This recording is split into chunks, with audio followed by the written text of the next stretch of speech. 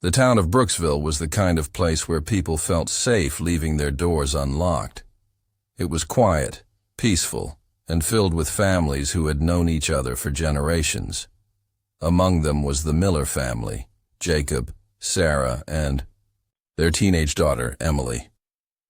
To anyone who knew them, they seemed like the perfect family. Jacob was a well-respected doctor, always willing to help those in need. Sarah was known for her kindness and active involvement in the community. Emily, their only child, was bright, polite, and had a promising future ahead of her.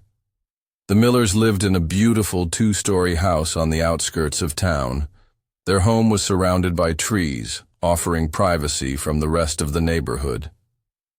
People often admired their well-kept lawn and the flower beds that Sarah meticulously maintained. From the outside, their lives seemed nothing short of perfect. But appearances can be deceiving. Over the years, some neighbors noticed strange things about the Miller household. Late at night, muffled sounds could be heard coming from the house.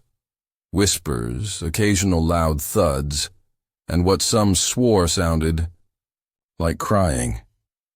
Those who lived closest to them would sometimes see the lights flicker on and off at odd hours. Some dismissed it as the normal sounds of a family living their lives, but others couldn't shake the feeling that something wasn't right. Emily, despite her seemingly happy personality, rarely spoke about her personal life. She was friendly, but never invited anyone over to her house. If asked about her family, she would quickly change the subject. Her closest friends occasionally noticed bruises on her arms or scratches on her hands, but she always had an excuse. She had tripped, fallen while playing sports, or accidentally hurt herself while helping in the garden. No one thought much of it. Then, one evening, Emily vanished. It was a school night, and she had been studying with her friends at the library. She had told them she needed to get home before dark. It was a routine she followed strictly. Emily was never out late. But this time, she never made it home. When her parents reported her missing, the police initially believed she had run away. But as the investigation unfolded, doubts began to creep in. Emily's phone, wallet, and school bag were still in her bedroom, untouched. The bed was made, and nothing seemed out of place. If she had left voluntarily, she hadn't taken anything with her.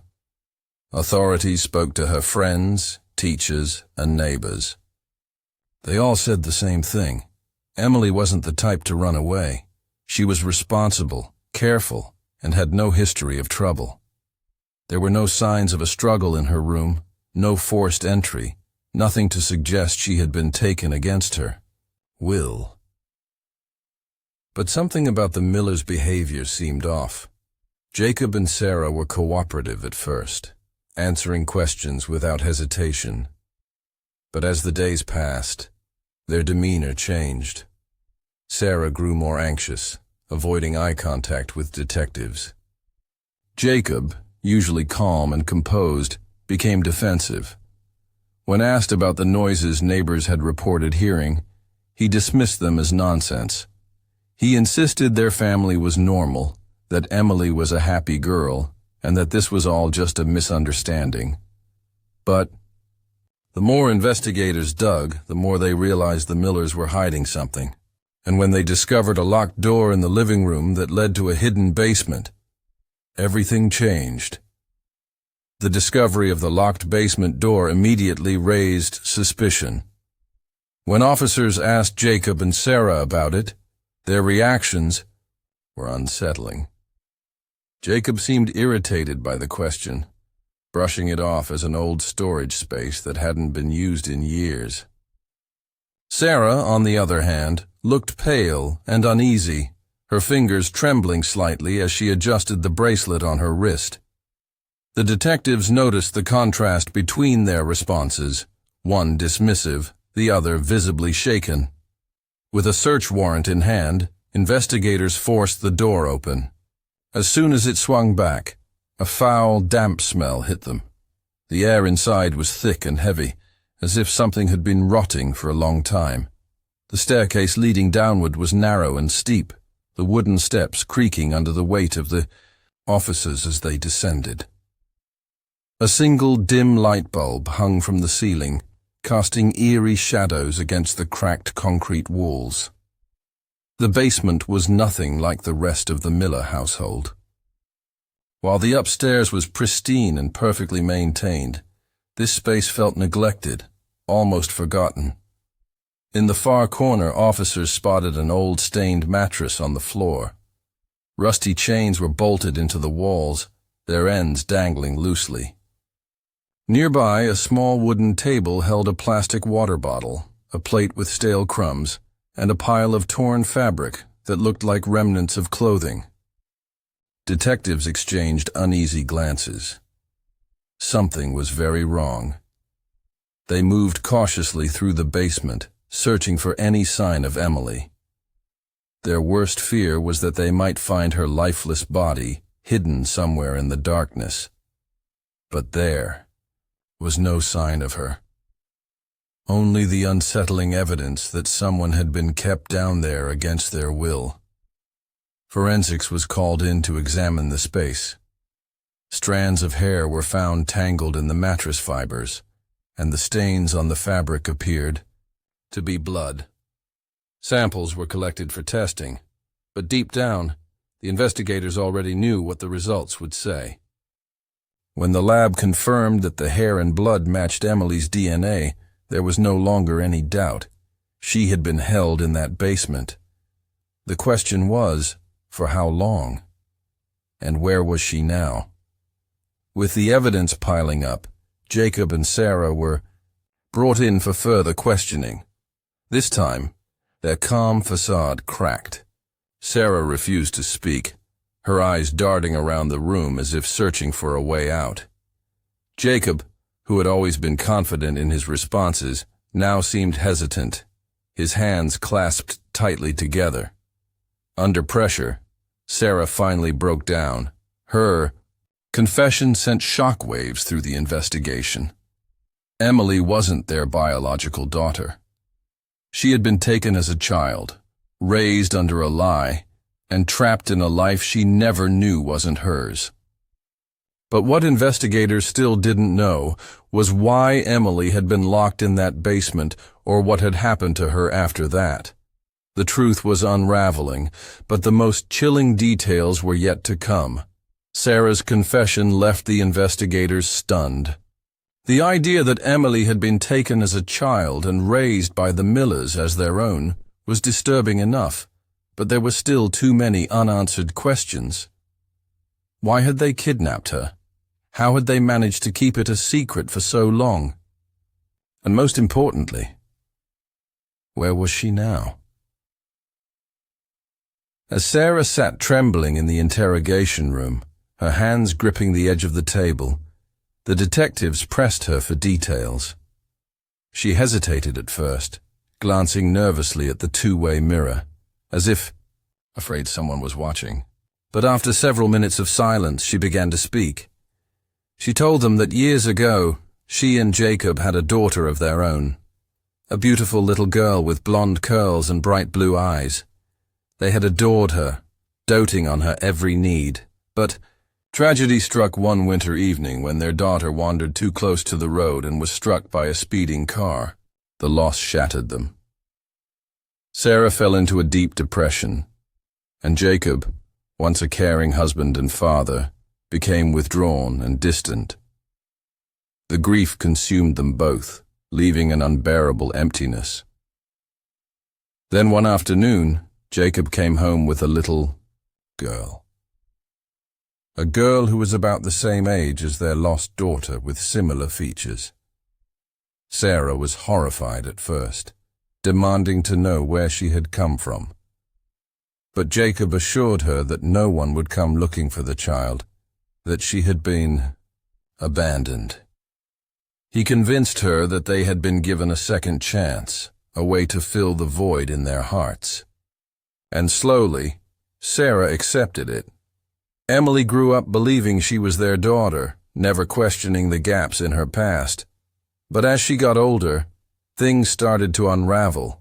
She noticed the lack of baby photos, the absence of any real documentation about her birth. Whenever she asked questions, her parents would dismiss them, changing the subject or scolding her for being too curious. Then, just a few months ago, Emily found something she wasn't supposed to. In the attic, buried beneath old boxes, she discovered a dusty file containing newspaper clippings about a missing child, one that looked eerily like her younger self. The realization hit her like a punch to the gut. She wasn't a Miller. She had been stolen. Emily confronted Jacob, demanding the truth. But instead of answers, she was met with rage. Jacob couldn't let her leave, couldn't risk her running to the authorities. That night he locked her in the basement. At first he assured Sarah that it was temporary, just until they figured out what to do. But days turned into weeks, and Emily remained trapped. Sarah's voice broke as she recalled those moments, the screams from the basement, the desperate pleas for freedom. She knew it was wrong, but fear kept her silent. Now, sitting in an interrogation room, she realized the consequences of that silence. But even after all this, there was still one question left to answer. Where was Emily now? Sarah's confession sent shockwaves through the investigation, but the most important question remained unanswered. Where was Emily? She had been kept in the basement for weeks, but now she was gone. Sarah refused to say anything more, only shaking her head when pressed for details. Jacob, on the other hand, remained completely silent, his face emotionless as he sat across from the detectives. The police intensified their search, focusing on the Miller property. Every inch of the house was combed through, from the attic to the basement. Officers searched the backyard, the tool shed, and even the wooded area behind the house, but there was no sign of Emily. Then one of the investigators noticed something strange about the shed. The ground inside felt uneven, as if something had been buried beneath it. With shovels in hand, the officers began digging. It wasn't long before they hit something solid, a wooden crate, tightly nailed shut. The silence was deafening as they pried it open, fearing what they might find inside. Inside the crate, wrapped in an old blanket, was Emily. But she was no longer alive.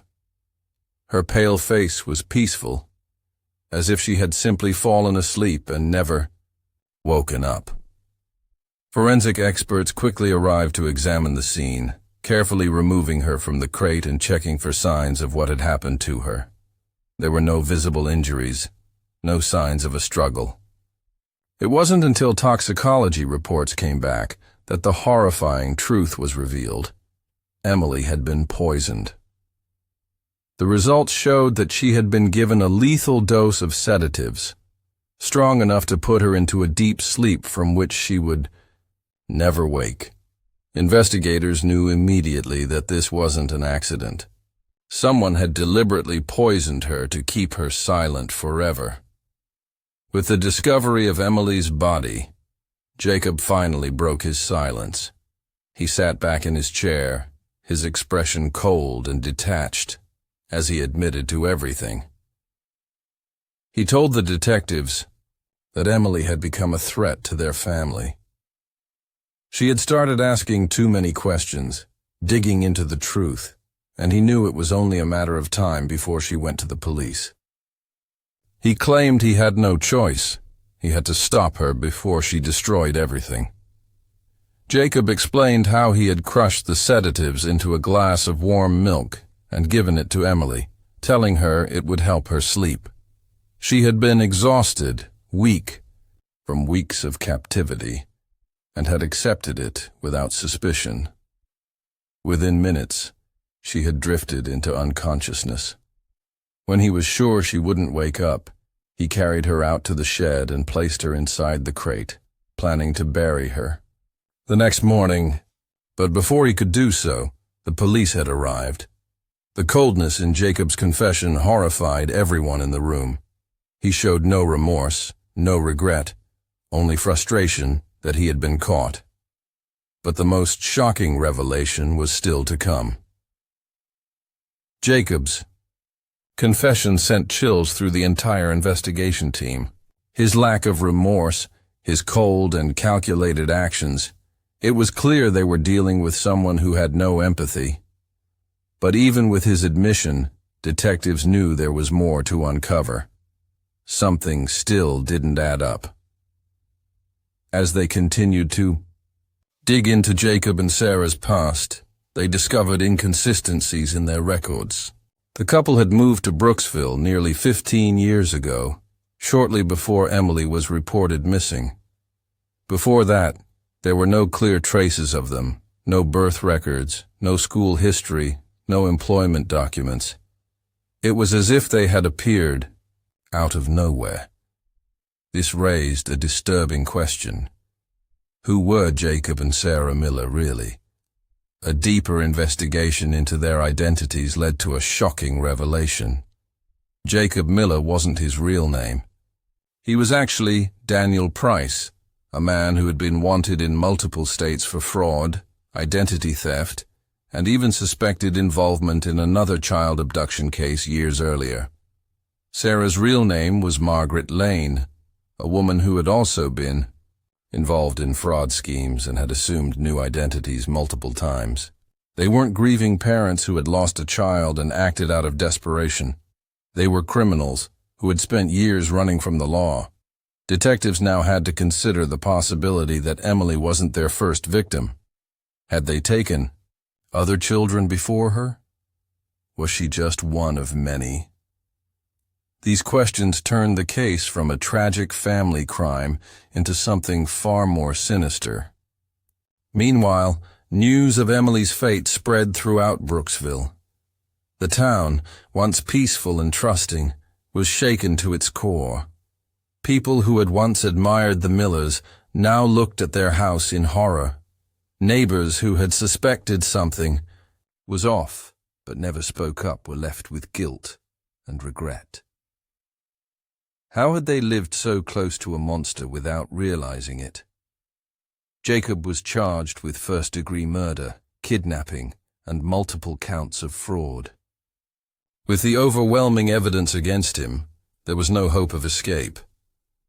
Sarah, though she had confessed, was also held responsible for her role in keeping Emily captive.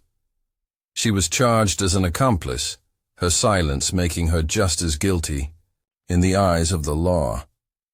But the biggest twist came months later. As investigators traced Emily's origins, they discovered she wasn't just any missing child. She was the daughter of a wealthy businessman who had spent over a decade searching for her. The kidnapping had devastated her real family, who had never given up hope. The truth came too late. By the time they learned where she had been all these years, she was gone. Emily's case became one of the most twisted and disturbing crimes Brooksville had ever seen. A story of deception, captivity, and betrayal that left an entire town haunted by the realization that sometimes the people we trust the most are the ones hiding the darkest secrets.